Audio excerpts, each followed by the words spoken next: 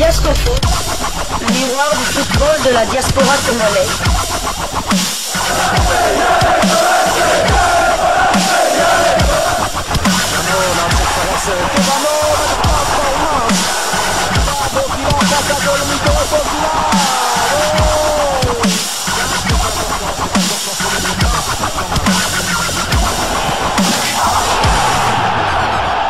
Diascofoot, le miroir du football de la diaspora congolaise.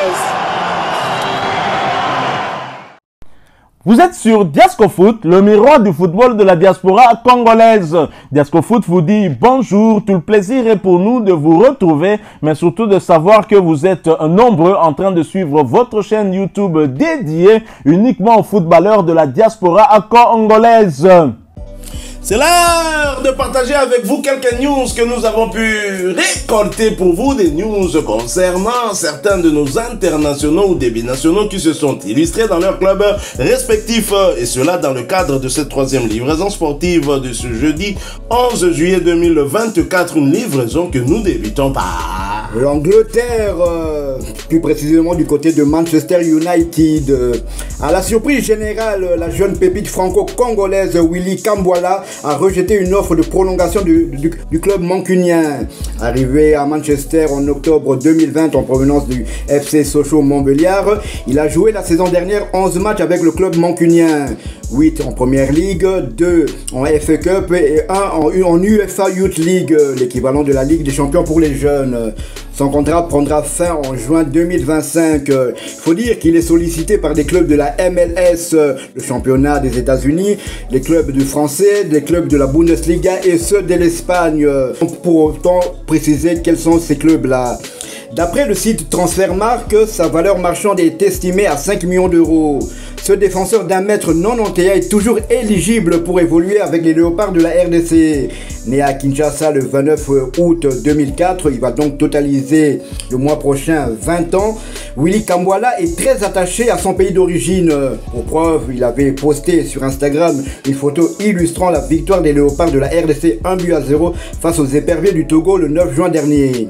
Willy Kambwala, dont nous avons présenté le portrait ici, un défenseur colosse, si jamais, et rejoignez la République démocratique du Congo, ça pourrait nous faire beaucoup de bien, mais c'est vrai, il a encore une marge de manœuvre. D'un défenseur d'origine congolaise de Manchester à un autre, toujours dans le cadre du Mercato, nous allons cette fois parler du latéral droit mancunien Aaron Van Bissaka. Quelle destination pour Bissaka entre Manchester United, West Ham, Barcelone et Galatasaray, où ira le binational congolais. Le latéral des Red Devils, Wan Bissaka, se trouve coincé entre des envies d'aller voir ailleurs et une volonté de prouver et de performer à la maison. D'après le site des transferts Transfermarkt, plusieurs points de chute seraient possibles pour l'anglo-congolais. D'abord en Turquie, où Galatasaray voudrait casser sa tirelire en cette pré-saison en Angleterre, mais aussi en Espagne.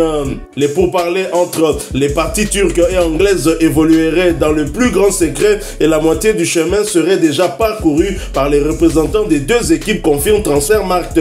Galatasaray n'est pas le seul club à s'intéresser au latéral droit Bissaka. West Ham en première ligue, dont les dirigeants miseraient beaucoup sur le potentiel de Bissaka pour solidifier leur défense.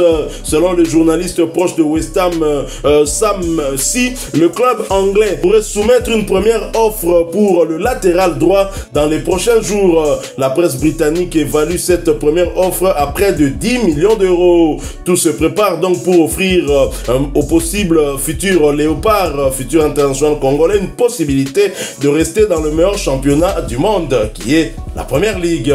À Barcelone, Bissaka figurerait dans la shortlist des dirigeants blaugrana qui, pour remplacer Joao Cancelo, rentré à Manchester City après l'échec des négociations. D'après Mundo Deportivo, le joueur de 26 ans pourrait ne pas rejoindre le géant espagnol au regard de sa clause libératoire évaluée à 18 millions d'euros par Transfermarkt, seul unique obstacle pour l'instant. C'est vrai que du côté de Barcelone, ça pourrait être compliqué. Ce club est vraiment dans les tourments sur le plan financier, mais ça pouvait être une très très bonne chose si jamais il rejoignait la Liga. Je pense qu'un joueur qui a évolué en première ligue peut évoluer dans n'importe quel championnat. Et Bissaka, que les Congolais continuent bien évidemment à attendre, lui qui a séjourné ici en République démocratique du Congo durant près de mois. On l'a vu visiter Kingakati par-ci, aller du côté de Njili pour voir des jeunes jouer, mais rien, il n'a rien dit sur ses intentions. Va-t-il rejoindre la tanière demain? On n'en sait rien. A-t-il rencontré Sébastien Desabre dans le cadre de son séjour? Rien du tout, on ne sait pas. Bissaka, Olingi Nini, Bissaka, Olingi Nini. Donc franchement, nous continuons à le suivre, mais dans l'entretemps, Southgate a déjà gagné son pari, 2 finales d'affilée, même si ça pourrait être 2 défaites d'affilée aussi, mais personne aujourd'hui ne pourrait contester ses choix en termes d'effectifs, parce que les joueurs qu'il a eu à convoquer chez les Three Lions l'ont amené une fois de plus jusqu'en finale. Et pour rappel, il y a quand même un binational congolais dans cet effectif-là, le seul qui reste encore en compétition. On espère pour lui qu'il pourra remporter le titre de champion d'Europe, même si je sais que le comité de freinage ne sera pas d'accord avec moi. Le comité de freinage qui avait particulièrement travaillé sur le cas d'Ezri, mais visiblement ça n'a pas trop marché parce qu'il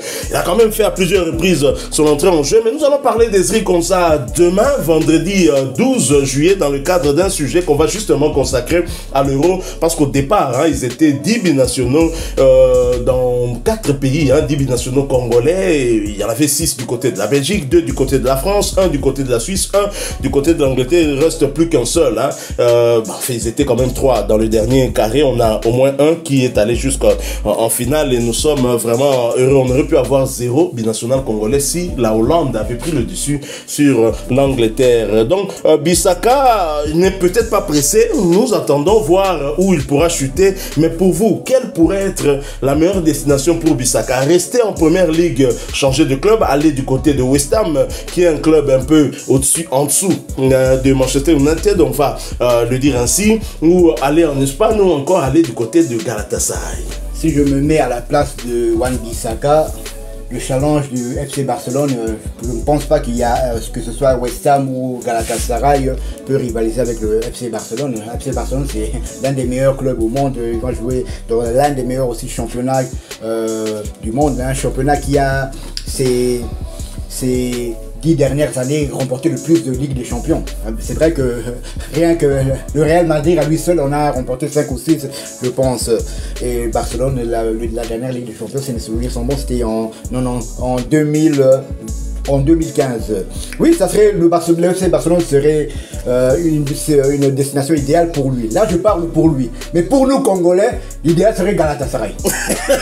L'idéal serait Galatasaray. Pour que les Three Lions oublient définitivement. On oublie définitivement. Parce que déjà là, Southgate a comme Moutou Makas. Après Moutou Makas, c'est Borolo Belé. Déjà, il y a Angleterre.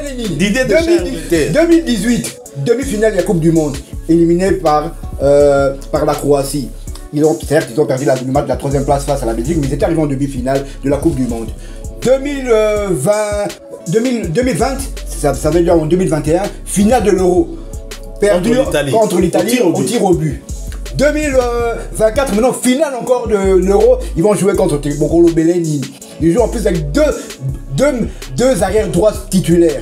Donc, Trippier, il est titulaire du côté gauche et Walker du côté droite. Alexandre Arnaud, il est sur le banc. Alexandre Arnaud est sur le banc. Bakiza Sissoko, le back droit de Chelsea, le back droit d'Arsenal, qui sont anglais. Papa.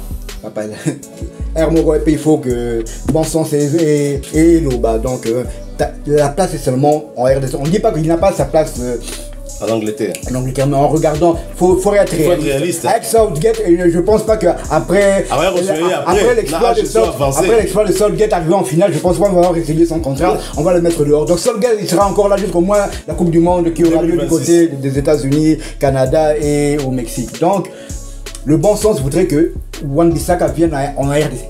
Et encore, s'il vient en RDC, il faudra Bundana Tonze, mais il faudra Bundana Kaloulou, et il faudra Terrell. Il ne va pas venir avec la posture de champion de Manchester. Bon, au début, peut-être, je crois que Ouais.